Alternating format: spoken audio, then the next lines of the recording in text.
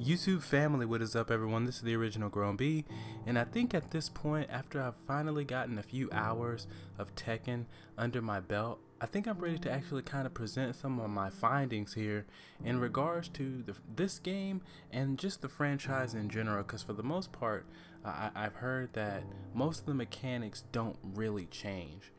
As I've really begun to start to realize what type of player I am in this particular game, I'm getting some of my own tendencies down.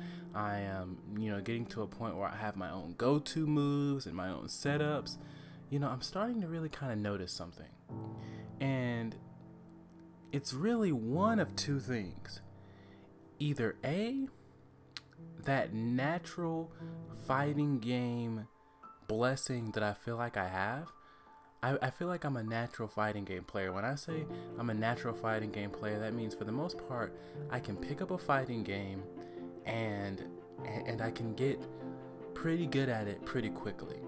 That's what it means when you're a natural at something. That means that in the time it takes someone else to get to a certain point, you get to that point a little bit quicker. And that's what I feel like I am in fighting games. And I think I may have even underestimated myself a bit when it comes to that aspect of my game, because I'm competing with people who have had a lot more experience in the game on a level where I don't necessarily feel like I should be competing with them at.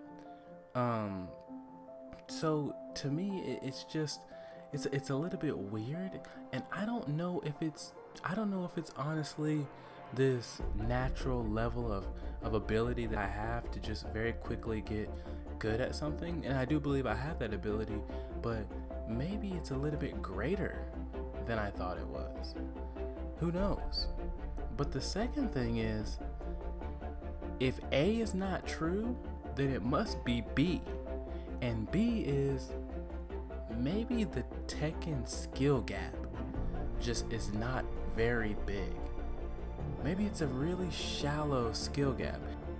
So when I bring up that skill gap, what is it that I'm saying? Well, what I'm saying is, if one person plays a particular game and they practice that game for 20 hours, and then another person comes in and they practice that game for 5 hours, when you go off the eye test and you watch these two players play, how much of that 15 hours worth of training difference, how much does that show up in the actual gameplay when you're determining which one of these guys is better?